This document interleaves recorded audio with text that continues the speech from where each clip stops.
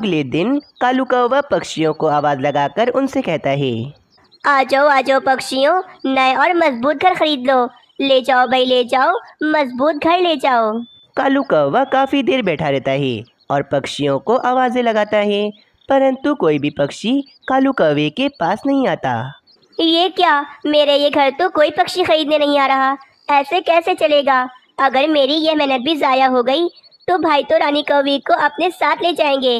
दिल तो करता है कि रानी कौवी के भाई को इतना मारूं कि उनका हाल बुरा कर दूं मैं। जब से शादी हुई है मेरी रानी कौवी से, उसके भाई ने मुझे दबा कर रखा हुआ है। वहीं दूसरी तरफ मीनू चिड़िया के पास तो पक्षियों की भीड़ लगी थी। दूसरे जंगलों के पक्षी भी मीनू चिड़िया के पास आ रहे थे। मीनू चिड़िया, पता है कालू कौवे ने भी तुम्हारी जैसी घर बेचने की दुकान खोली है, परंतु हम पक्षी तो सिर्फ तुम्हारे घर ही खरीदेंगे क्योंकि तुम्हारे घर बहुत ज़्यादा मजबूत होते हैं। मीनू चिड़िया, बस तुम जल्दी से मेरे पेड़ पर एक लकड़ियों का पक्का घर बना दो ताकि मैं अपने घर में सुकून से रहूं। ठीक है तोते, आज तो मुझे बुलबुल बहन का घर बनाना है, कल मैं पक्का बना दूंगी तुम्हारा घर। कालू कौवा मीनू चिड़िया के चलते धंधे को देखकर काफी ज्यादा जलता है। मीनू चिड़िया ने सारे पक्षियों को अपना बनाया हुआ है, जभी तो कोई पक्षी मुझसे मेरे घर नहीं खरीद रहा। मुझे किसी भी तरह सब पक्षियों को अपनी तरफ लाना होगा, और ये जब ही मुमकिन है जब मीनू चिड़िया अपना कारोबार बंद कर दे। मैं मीनू चिड़िया का ये घर बनाने वाला कारोबार बंद करवा कर ही रहूँगा। बस फिर क्या था, कालू कौवा बुलबुल के घर के पास जाता है। ये बुलबुल का घर मीनू चिड़िया ने आज ही बनाया है, अब आएगा मजा। फिर कालू कौवा बुलबुल के घर में न होने का फायदा उठाकर उस घर पर जोर जोर से उछलता है, जिस कारण वे घर काफी ज्यादा कमजोर हो जाता है। बस अब ये घर बहुत ज्यादा कमजोर हो गया है, कुछ ही देर में ये घर टूट फूट जाएगा। ये कहकर कालू कौवा वहाँ से चला जाता है। कुछ ही देर बाद जब बुलबुल वहाँ पर आती है तो वे देखती है उसका घर तो नीचे गिर के टूट चुका था और उसके अंडे भी उसी घर के अंदर ही दब चुके थे। अरे बाप रे बाप, ये क्या हो गया? मैं तो लुट गई, बर्बाद हो गई। मेरे अंडे, ये घर कैसे टूट गया? ये तो नया घर मैंने मीनू चिड़िया से बनवाया था ना, मैं छोड़ूंगी नहीं उसे। बुलबुल गुस्से में फौरन मीनू चिड़िया के पास जाती है। मीनू चिड़िया, मेरे पैसे मुझे वापस करो। तुमने मुझे इतना कमजोर घर बना कर दिया कि मेरा घर नीचे गिर के टूट गया और मेरे अंडे भी टूट गए, सिर्फ और सिर्फ तुम्हारी वजह से। क्या बुलबुल बहन, ऐसा कैसे हो सकता है? मैंने तो आपका घर बहुत मजबूत बनाया था, परंतु आप चिंता मत करें, मैं आपका घर दोबारा बना देती हूँ। नहीं मीनू चिड़िया, अब मुझे तुम पर भरोसा नहीं रहा, मैं तुमसे कोई काम नहीं करवाऊंगी, बस तुम मेरे पैसे मुझे वापस करो। फिर मीनू चिड़िया बुलबुल के पैसे उसे वापस कर देती है। अगले दिन मीनू चिड़िया तोते का घर बनाकर जैसे ही जाती है, कालू कौवा उस घर को भी उछल उछल कर कमजोर कर देता है। तोता बड़ी खुशी खुशी अपने घर को देखने आता है और जैसे ही घर के अंदर जाता है तो वे घर भी टूट कर नीचे गिर जाता है और तोता काफ़ी ज़्यादा जख्मी हो जाता है। अरे मर गया रे, मेरी तो कमर ही टूट गई। अरे मीनू चिड़िया, मैं तुम्हें छोड़ूंगा नहीं। तुमने मेरा घर कितना कमजोर बनाया था कि इतनी जल्दी ही टूट गया मेरा घर। बस अब इसी तरह कालू कौवा एक एक करके मीनू चिड़िया के सारे ग्राहक खत्म कर देता है। आओ आओ पक्षियों, एक बार मुझसे मेरे घर तो खरीद कर देखो, मेरे घर बहुत मजबूत हैं। सारे पक्षी अब कालू कौवे के पास आते हैं और कालू कौवे के बनाए हुए लकड़ियों के घर खरीदने लगते हैं। मीनू चिड़िया का कारोबार तो अब बिल्कुल ही ख़त्म हो गया था, जिस कारण मीनू चिड़िया काफ़ी ज़्यादा परेशान थी। ये सब कुछ क्या हो गया? न जाने किसकी नज़र लग गई मेरे कारोबार पर। पहले तो मेरे घर कितने ज़्यादा मजबूत होते थे और न जाने अब मेरे बनाए हुए घर इतनी जल्दी ही क्यों टूट जाते हैं। थोड़ी देर के बाद मीनू चिड़िया जंगल के सारे पक्षियों को जमा करती है। अब क्यों बुलाया है तुमने हमें? मीनू चिड़िया, हम तुम्हारे घर बिल्कुल नहीं खरीदना चाहते। हाँ मीनू चिड़िया, जल्दी बताओ क्या बात है। हमारे पास इतना फालतू समय नहीं कि हम तुम्हारी फालतू बातें सुने। अरे अरे पक्षियों, मेरी बात तो सुनो। मुझे लगता है कि मेरे वे घर कोई जानबूझकर तोड़ रहा है, क्योंकि मेरे साथ ऐसा कभी नहीं हुआ। और मुझे तो कालू कौवे पर शक है, क्योंकि जब से कालू कौवे ने अपना घरों का कारोबार शुरू किया है, मेरे घर जभी से टूटने लगे हैं। जरूर इन सब के पीछे उस कालू कौवे का ही हाथ है। बस एक बार तुम सब मेरा साथ दो, भले मुझसे घर न बनवाओ, एक बार तोते तुम मुझसे घर बनाने का नाटक करो, मैं छुप कर देखूंगी कि वे घर कैसे टूटा है आखिर। ठीक है मीनू चिड़िया, अगर तुम कहती हो तो मैं तुम्हारा साथ देने को तैयार हूँ। देखते हैं कि आखिर इसमें गलती किसकी है। बस फिर अगले दिन मीनू चिड़िया कालू कौवे को दिखाने के लिए एक पेड़ पर घर बना रही थी। अरे भाई, ये मीनू चिड़िया किस पक्षी का घर बना रही है? जिसका भी हो, मैं तो आज इस घर को तोड़ दूंगा। शाम होने पर मीनू चिड़िया वे घर बनाकर वहाँ से चली जाती है और सब पक्षी और मीनू चिड़िया छुपकर उस घर पर नजर रखे हुए थे। बस मीनू चिड़िया के वहाँ से जाते ही कालू कौवा उस घर के पास आता है और उस घर पर जोर जोर से उछलने लगता है। सारे पक्षी ये देखकर कालू कौवे पर बहुत ज़्यादा गुस्सा होते हैं और सारे पक्षी फौरन से कालू कौवे के पास जाते हैं। बेवकूफ कवि, तुम्हें क्या लगा कि मैं बेवकूफ हूँ? तुम इस तरह कर करके अपना कारोबार चमका रहे हो, परंतु आज सब पक्षियों ने तुम्हें देख लिया है और आज हम पक्षी तुम्हें छोड़ेंगे नहीं। हाँ हाँ पक्षियों, आज इस कालू कौवे को छोड़ेंगे नहीं, इसे आज बहुत मारेंगे। चलो मारो इसे। बस सारे पक्षी अपना अपना गुस्सा कालू कौवे पर निकालने लगते हैं और इस तरह कालू कौवे को अपनी गलती की सजा मिल जाती है। एक जंगल में तेज बारिशें हो रही होती हैं। उसी समय एक पेड़ से एक चील का अंडा जमीन पर आकर गिर जाता है और वे पानी में बहकर आगे निकल जाता है। अगले दिन बारिशें भी रुक जाती हैं और वे अंडा पानी में बहते बहते एक पेड़ के पास आकर रुक जाता है। वहीं से एक सोनू चिड़िया भी गुजर रही होती है। सोनू चिड़िया की नज़र उसी अंडे पर पड़ती है तो सोनू चिड़िया फौरन उस बड़े से अंडे के पास आती है। अरे, ये अंडा किस पक्षी का है?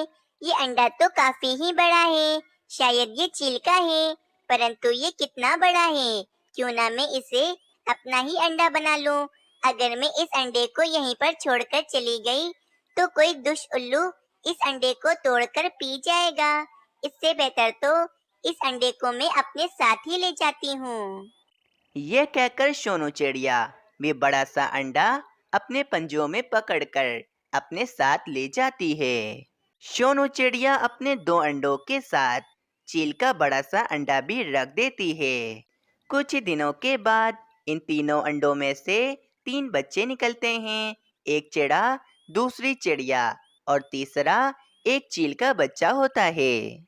सोनू चिड़िया ने चिड़िया का नाम मीनू चिड़िया रखा था और चिड़े का नाम मानो चिड़ा रखा था और तो और उस चील के बच्चे का नाम बबलू चील रखा था। अरे वाह भाई, मेरे तीनों ही बच्चे कितने ही सुंदर हैं। मेरे प्यारे बच्चों, तुम तीनों को बहुत भूख लग रही होगी, मैं तुम तीनों को अभी भोजन खिलाती हूँ। फिर सोनू चिड़िया भोजन लेने के लिए चली जाती है। अरे भाई सोनू चिड़िया, मैंने सुना है कि तुम एक चील के बच्चे को पाल रही हो। चीलें तो हमारी दुश्मन होती हैं, भला चील के बच्चे को पालकर तुम्हें क्या मिलेगा? मैं बबलू चील बहुत मासूम है, मैं अब इसे अकेला नहीं छोड़ सकती हूँ। अब मैंने सोच लिया है कि मैं बबलू चील को पाल पोस कर बड़ा कर लूंगी। कुछ दिनों के बाद अब वे बच्चे थोड़े बड़े हो जाते हैं और अब उन तीनों को उड़ना भी आ जाता है। और अब यहीं सोनू चिड़िया की तबीयत भी काफ़ी ज़्यादा ख़राब रहती थी। एक दिन की बात है, एक दिन सोनू चिड़िया मीनू चिड़िया से कहती है, मेरी बेटी मीनू चिड़िया, मुझे तुम्हें एक बात बतानी है।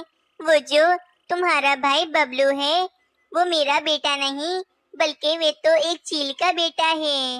मम्मा, आप ये क्या कह रही हो? आपने इतनी बड़ी बात बबलू चील से क्यों छुपाई है? वैसे भी बचपन से ही मुझे बबलू चील हमसे कुछ अलग लगता था। मीनू चिड़िया, तुम मानो चिड़े और बबलू चील से बड़ी हो, इसीलिए मैंने तुम्हें ये बात बता दी, क्योंकि मुझे लगता है कि अब मेरा आखिरी समय आने ही वाला है।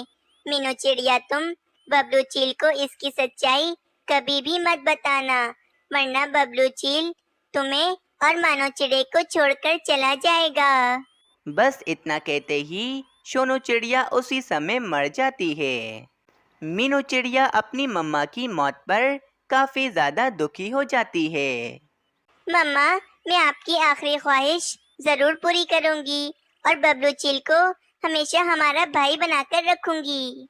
अगले दिन मानो चिड़ा और बबलू चील आसमान में उड़ रहे होते हैं कि उन्हें सामने एक चील उड़ती हुई दिखती है।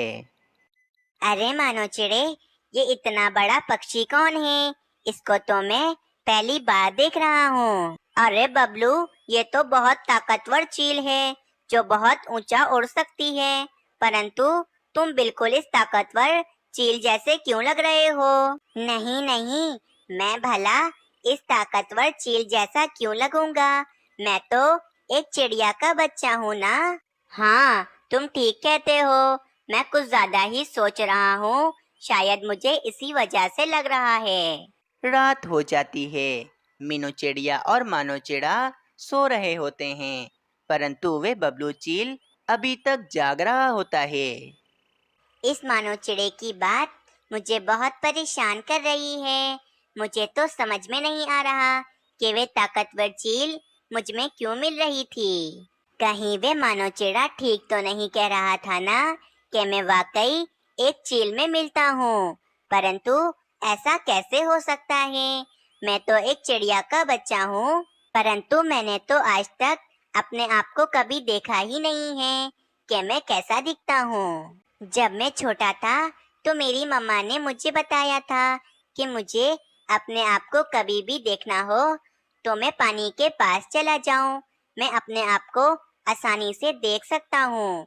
मैं कल सुबह होते ही अपने जंगल की पास वाली नदी के पास चला जाऊंगा। ये कहकर बबलू चील भी आराम से सो जाता है। अगली सुबह हो जाती है। बबलू चील फौरन एक तालाब के पास आ जाता है और इस तालाब के पानी में अपने आप को देखने लगता है और कहता है, अरे, उस मानो चिड़े की बात एकदम ठीक थी। मैं तो उस ताकतवर चील में ही मिल रहा हूँ। कहीं ऐसा तो नहीं कि मैं एक चील का ही बच्चा हूँ। हाँ, अब मैं समझ गया हूँ। इन सब पक्षियों ने मुझसे मेरी सच्चाई छुपाकर मुझे धोखा दिया है। मैं सच में एक चील का ही बच्चा हूँ। और फिर गुस्से में बबलू चील मीनू चिड़िया और मानो चिड़े के पास चला जाता है। मीनू चिड़िया, मानो चिड़े, तुम दोनों ने मुझे धोखा दिया है। इतने सालों से मुझसे मेरी सच्चाई छुपा कर रखी कि मैं एक चिड़िया का बच्चा नहीं बल्कि मैं एक चील का बच्चा हूँ। नहीं नहीं मेरे भाई, मेरी बात सुनो। अब मुझे कोई बात नहीं सुननी। मीनू चिड़िया, आज से तुम दोनों मेरे भाई बहन नहीं हो। मैं जा रहा हूँ, हमेशा हमेशा के लिए। फिर बबलू चील गुस्से में पहाड़ों की तरफ जहाँ चीलें रहती थीं वहाँ चला जाता है और यहीं मीनू चिड़िया और मानो चिड़ा भी काफी ज्यादा उदास हो जाते हैं। चील आंटी, मैं इसी जंगल की चीलों में से किसी एक चील का बच्चा हूँ, परंतु मुझे जंगल के पक्षियों ने पाल पोस कर बड़ा कर दिया और वो कहते हैं कि मैं उनका बच्चा हूँ।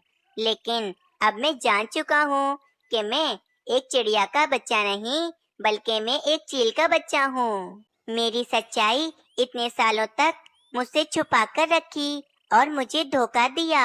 अब मैं उन पक्षियों से अपना बदला लेना चाहता हूँ। अरे वाह, इसका मतलब तुम तो जानते होगे कि जंगल के पक्षियों के नन्हे नन्हे बच्चे कहाँ रहते हैं। मैं बस कुछ ही देर के बाद जंगल के पक्षियों पर हमला करने ही वाली हूँ।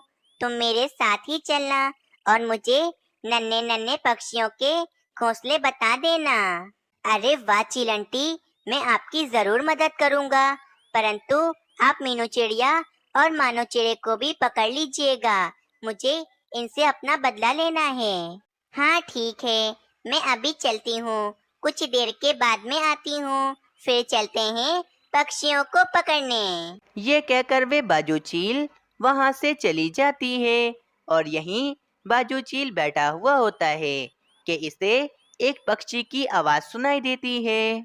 कोई मुझे बचाओ, कोई मुझे बचाओ, मुझे इस पिंजरे से आजाद करवाओ, कोई तो है, मेरी जान बचाओ। ये आवाज तो यहीं कहीं से आ रही है, चलो मैं देखता हूँ। ये कहकर वे बबलू चील इधर उधर देखने लगता है कि आवाज कहाँ से आ रही थी। बबलू चील इधर उधर ढूंढ ही रहा होता है कि बबलू चील को सामने ही एक कबूतर पिंजरे में कैद दिखता है। बबलू चील फौरन उस कबूतर के पास जाता है। अरे कबूतर अंकल, आपको पिंजरे में किसने कैद किया है? तुम तो बबलू चील हो ना, मैं तुम्हें अच्छी तरह से जानता हूँ। तुम्हारी चील मम्मा मेरी बहुत अच्छी दोस्त थी, परंतु उनकी तेज बारिश में मृत्यु हो गई थी और उनका अंडा पानी में बह गया था। और फिर वे अंडा तुम्हारी दूसरी मम्मा सोनू चिड़िया ने उठा लिया था और इसे बिल्कुल अपने अंडों की तरह ही रखा था। और फिर उस अंडे में से तुम निकले थे बबलू चील। सोनू चिड़िया ने तुम्हें अपने बच्चों की तरह ही पाला था। लेकिन बबलू चील, तुम यहाँ पर क्या कर रहे हो? तुम्हें तो मानो चिड़े और मीनू चिड़िया के साथ होना चाहिए था ना। फिर बबलू चील कबूतर को सारी बात बताता है कि बबलू चील मीनू चिड़िया और मानो चिड़े से अपना बदला लेना चाहता है। अरे दुष्ट कहीं, आज तुम उसी सोनू चिड़िया के बच्चों की जान लेने के पीछे पड़े हो, जिस सोनू चिड़िया ने तुम्हें पाल पोस कर इतना बड़ा कर दिया है। मैंने तो सोनू चिड़िया से पहले ही कह दिया था कि चीलें हमारी दुश्मन होती हैं। चीलों के बच्चों को पालना बहुत बुरी बात है, लेकिन सोनू चिड़िया ने मेरी बात ना मानी और तुम्हें पाल पोस कर इतना बड़ा कर दिया। कबूतर की बात सुनकर बबलू चील काफी ज्यादा उदास हो जाता है और उसके समझ में आ जाती है कि वे मीनू चिड़िया और मानो चिड़े के साथ बिल्कुल गलत कर रहा था। बबलू चील, मुझे तो इन दुष्ट चीलों ने कैद किया हुआ है और आज शाम को ये चीलें मुझे मारकर खाने वाली हैं। तुम मुझे यहाँ से आजाद करवा दो। कबूतर अंकल, आपने तो मुझे मेरी सारी सच्चाई बताई है और आप तो मेरी मम्मा के दोस्त भी हैं। आपकी मदद करना तो मेरा फर्ज बनता है। और फिर बबलू चील उस कबूतर को आजाद करवा के अपने जंगल की तरफ ले जाता है। बबलू चील फौरन मीनू चिड़िया के पास आता है और मीनू चिड़िया से कहता है, मीनू चिड़िया जल्दी करो, इस जंगल में चीलें हमला करने वाली हैं। तुम सभी पक्षियों को लेकर इस जंगल से दूर चली जाओ। बबलू चील की बात सुनकर मीनू चिड़िया जल्दी जल्दी सभी पक्षियों को जमा करके जंगल से दूर ले जाती है। कुछ ही देर के बाद बाजू चील जंगल पर हमला करने के लिए आ जाती है। चील के बच्चे, ये जंगल के सारे पक्षी कहाँ चले गए? यहाँ पर तो कोई भी पक्षी दिखाई नहीं दे रहा है। चील आंटी, शायद जंगल के पक्षियों को किसी ने पहले से ही खबर कर दी होगी कि जंगल पर हमला होने वाला है, इसीलिए सब पक्षी जंगल छोड़कर भाग गए हैं। ये बात सुनकर बाजू चील गुस्सा होकर वापस पहाड़ों की तरफ चली जाती है। कुछ ही देर के बाद सारे पक्षी वापस अपने जंगल में आ जाते हैं। मेरी बहन मीनू चिड़िया, मेरे भाई मानो चिड़े, मुझे माफ कर दो, परंतु अब हम हमेशा साथ रहेंगे। इस कहानी से हमें ये सीख मिलती है कि हमें कभी भी किसी का एहसान नहीं भूलना चाहिए।